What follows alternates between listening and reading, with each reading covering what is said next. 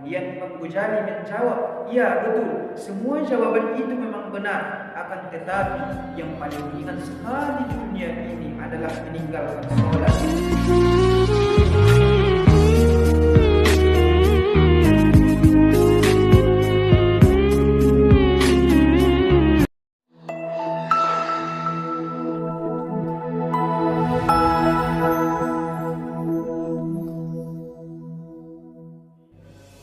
Assalamualaikum warahmatullahi wabarakatuh.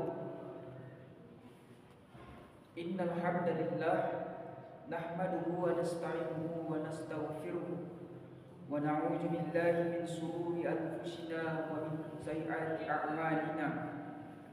May yahdihillahu fala mudilla lahu wa may yudlilhu fala hadiya lahu. Asyhadu an la ilaha illallah wahdahu la syarika lah wa asyhadu anna Muhammadan 'abduhu wa rasuluh. Allahumma shalli ala sayyidina Muhammadin wa ala alihi wa sahbihi wa man tabi'ahum bi ihsan ila yaumiddin. Amma ba'd. Qala Allah ta'ala, a'udzu billahi minasy syaithanir rajim. Ya ayyuhalladzina amanu taqullaha haqqa tuqatih wa la tamutunna illa wa antum muslimun. Ya ayyuhalladzina amanu taqullaha wa qulu qawlan sadida yuslih lakum a'malakum wa yaghfir lakum dhunubakum wa man yuti'illahu wa rasulahu faqad faza fawzan 'azima. Ma'asyiral muslimin rahimakumullah. Hadirin jamaah Jumat yang insyaallah selalu berada dalam naungan rahmat dan hidayah Allah Subhanahu wa taala. Tak henti-hentinya kita panjatkan puja dan puji syukur kita kehadiran Allah Subhanahu wa taala yang telah memberikan kita begitu banyak nikmat, di antaranya nikmat iman dan Islam, karunia yang amat besar yang Allah karuniakan kepada hamba-hambanya. Semoga kita selalu termasuk yang mendapatkan hidayahnya serta berada dalam keadaan Islam hingga akhir hayat kita. Dan tentunya kita bersyukur kepada Allah atas nikmat berbagai kehidupan yang masih diberikan kepada kita, sehingga pada kesempatan ini kita masih dapat beribadah kepadanya, dapat mengingatnya serta memujinya. Pujian hanya layak dimiliki oleh Allah. Alhamdulillah, segala puji hanya milik Allah.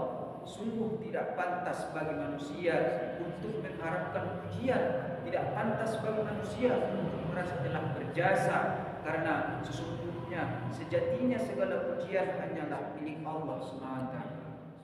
Pada kesempatan yang mulia ini, kami selaku khatib mengajak kepada hadirin sekalian, marilah kita senantiasa meningkatkan keimanan dan ketakwaan kita kepada Allah Subhanahu wa taala. Takwa dalam arti senantiasa berupaya dan berusaha untuk selalu menghindarkan Allah dalam setiap situasi dan kondisi dengan cara senantiasa berzikir dan melaksanakan segala perintahnya. Takwa dalam arti senantiasa melibatkan Allah dalam setiap persoalan-persoalan yang kita hadapi dengan cara berdoa, bermohon pertolongan dan bermunajat kepadanya, sehingga akan menimbulkan ketenteraman dan ketenangan dalam setiap kehidupan kita. Ya ayyuhalladzina amanu taqullaha haqqa tuqatih wa la tamutunna illa wa antum muslimun. Hai orang-orang yang beriman, bertakwalah kepada Allah sebenar-benar takwa kepadanya, dan janganlah sekali-kali kamu mati melainkan dalam keadaan beragama Islam. Dan tentunya solawat sertakan salam semoga selalu tercurah tak henti-hentinya kepada Nabi Muhammad sallallahu alaihi wasallam beserta keluarganya dan para sahabatnya. Sidang salat Jumat yang dirahmati Allah Subhanahu wa taala, pada suatu hari dalam majelis ilmu, Imam Al-Ghazali berkumpul dengan para murid-muridnya. Lalu beliau bertanya, "Wahai muridku, apakah kalian tahu apa yang paling dekat dengan diri kita di dunia ini?" Kemudian muridnya yang pertama menjawab, "Yang paling dekat kepada kita di dunia ini adalah orang tua kita, wahai guruku." Kemudian murid yang kedua menjawab, yang paling dekat kepada kita di dunia ini adalah teman-teman kita, wahai guruku. Kemudian murid yang ketiga menjawab, yang paling dekat dengan kita adalah para guru-guru kita. Kemudian Imam Ghazali menjawab, ya betul, semua jawaban itu benar. Akan tetapi yang paling dekat dengan kita ialah kematian. Sebab itu janji Allah bahwa setiap yang bernyawa pasti akan merasakan kematian. Kullu nafsin ja'iqatul maut. Setiap yang bernyawa akan merasakan kematian. Mati adalah sebuah kepastian. Apapun tidak akan mampu menolak sebuah kematian, dan sesungguhnya kehidupan itu adalah langkah menuju kematian. Oleh karena itu, orang yang cerdas bukanlah orang yang mampu membuat teknologi ataupun yang memiliki gelar keilmuan berderetan, tetapi orang yang cerdas adalah orang yang mampu mempersiapkan kematiannya sebaik mungkin. Ibnu Umar radhiyallahu anhu berkata, pada suatu hari aku duduk bersama Rasulullah sallallahu alaihi wasallam. Tiba-tiba datanglah seorang lelaki dari kalangan Ansor. Kemudian dia mengucapkan salam kepada Nabi sallallahu alaihi wasallam dan bertanya, "Wahai Rasulullah, siapakah orang mukmin yang paling utama?" Rasulullah sallallahu alaihi wasallam menjawab, "Yang paling utama adalah yang paling baik akhlaknya." Kemudian dia bertanya lagi, "Siapakah orang mukmin yang paling cerdas?"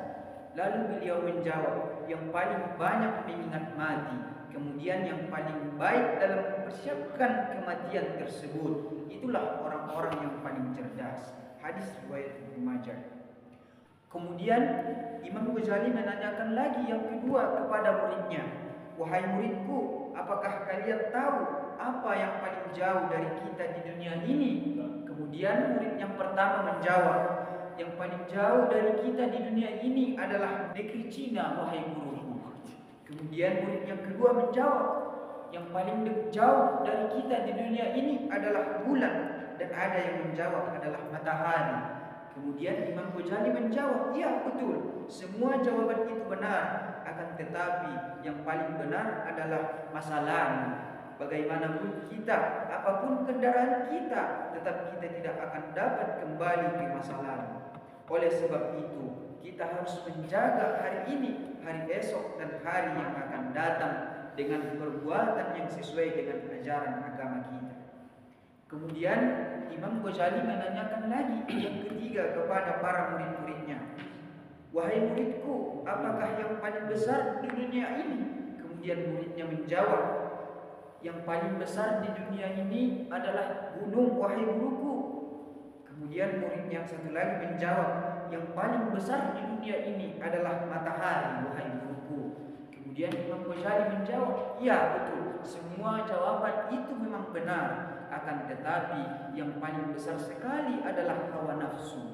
Dalam Quran surah Al-A'raf ayat 179 dijelaskan, "Maka kita harus hati-hati dengan nafsu kita, jangan sampai nafsu kita membawa ke neraka.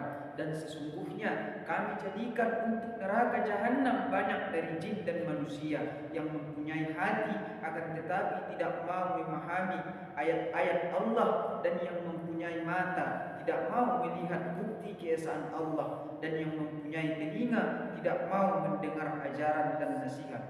Mereka itu seperti binatang ternak, bahkan mereka lebih sesat lagi. Mereka itulah orang-orang yang lalai." Surah Al-A'raf ayat 179. Kemudian Imam Ghazali menanyakan lagi kepada para muridnya, "Wahai muridku, apakah kalian mengetahui apa yang paling berat di dunia ini?" Kemudian para muridnya menjawab, "Yang paling berat di dunia ini adalah baja, wahai guruku." Kemudian muridnya satu lagi menjawab, "Yang paling berat di dunia ini adalah besi, wahai tuan guruku." Kemudian Imam Ghazali menjawab, "Ya betul, yang paling berat di dunia ini yang kalian sebut tadi. Akan tetapi yang paling berat adalah memegang amanah." Surah Al-Ahzab ayat 173. Tumbuh-tumbuhan, binatang, gunung, dan malaikat semua tidak mampu ketika Allah Subhanahu wa taala meminta mereka menjadi khalifah ataupun pemimpin di dunia ini.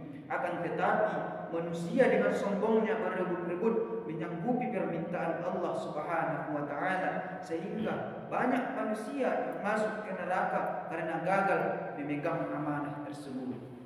Kemudian Imam Ghazali menanyakan lagi kepada muridnya, "Wahai muridku, apakah kalian tahu apa yang paling ringan di dunia ini?" Muridnya menjawab, "Yang paling ringan di dunia ini adalah kapas."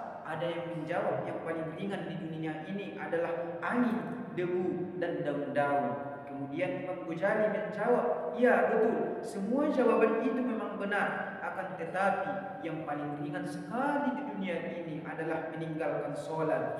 Gara-gara pekerjaan kita atau urusan dunia kita, tinggalkan sholat. Barang siapa yang melalaikan sholat, Allah Subhanahu wa ta'ala akan menyiksanya dengan 15 siksaan. 6 siksaan di dunia, 3 siksaan ketika meninggal, dan 3 siksaan di dalam kubur." Malaikat Jibril turun dan berjumpa dengan Rasulullah sallallahu alaihi wasallam. Kemudian ia berkata, "Wahai Muhammad, Allah tidak akan menerima puasa, zakat, haji, sedekah, dan amal soleh seorang yang meninggalkan sholat. Ia dilaknat di dalam Taurat, Injil, Zabur, dan Al-Quran. Demi Allah yang telah mengutusmu sebagai nabi pembawa kebenaran, sesungguhnya orang yang meninggalkan sholat setiap hari mendapat 1000 laknat dan mungkar. Para malaikat melaknatnya dari langit pertama hingga langit ke-7. Kemudian Imam Ghazali menanyakan yang terakhir kepada para muridnya, "Wahai muridku, apakah kalian tahu apa yang paling tajam di dunia ini?" Serentak muridnya menjawab, "Yang paling tajam di dunia ini adalah pedang, wahai tuan guruku." Kemudian Imam Ghazali menjawab, "Iya, betul sekali. Yang paling tajam di dunia ini adalah pedang. Akan tetapi yang paling benar adalah lidah manusia. Karena melalui lidah manusia dengan mudahnya menyakiti hati dan melukai perasaan saudaranya sendiri." Muadz bin Jabal radhiyallahu anhu bertanya, "Ya Nabi, apakah kita akan dihukum atas apa yang kita ucapkan?"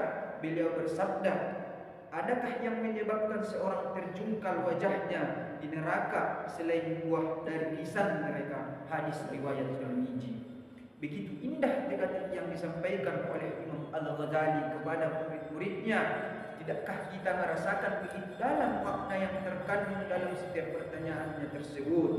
Semoga dari ke-6 pertanyaan tadi, dengan kita mengharap dukungan Allah Subhanahu wa ta'ala, mampu mengambil manfaat darinya dan menjaga diri kita dari kemaksiatan kepada Allah dan mendapatkan tempat kembali terbaik di sisinya dengan husnul khatimah.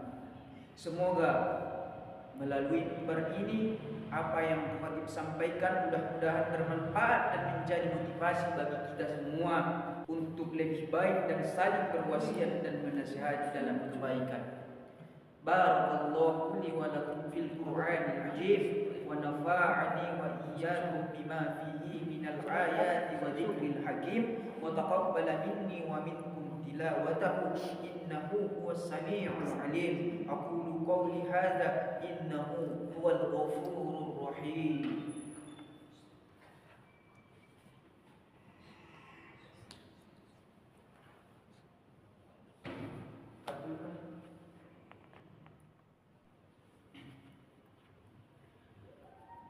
Alhamdulillah walhamdulillah summa alhamdulillah. Asyhadu an la ilaha illallah wahdahu la syarika lah wa asyhadu anna sayyidina Muhammadan abduhu wa rasuluhu alladzi la nabiyya ba'dah.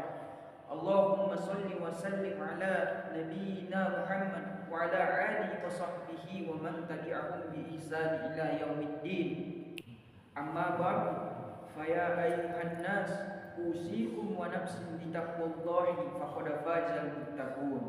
Faqala Allah ta'ala, innallaha wa malaikatahu yusalluna 'alan nabi ya ayyuhalladzina amanu sallu 'alaihi wa sallimu taslima.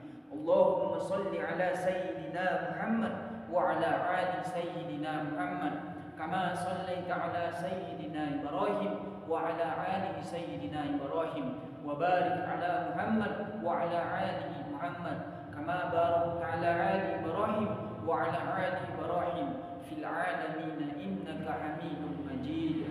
اللهم اغفر للمسلمين والمسلمات والمؤمنين والمؤمنات الأحياء منهم والأموات برحمتك يا أرحم الراحمين. اللهم إنك عفو كريم تحب العفو فاعف عنا يا كريم. ربنا ظلمنا أنفسنا وإن لم تغفر لنا وترحمنا لنكونن من الخاسرين. ربنا آتنا في الدنيا حسنة وفي الآخرة حسنة وقنا عذاب النار والحمد لله رب العالمين. عباد الله إن الله يأمر بالعدل والإحسان وإيتاء ذي القربى وينهى عن الفحشاء والمنكر والبغي يعظكم لعلكم تذكرون. فاذكروا الله العظيم يذكركم ولذكر الله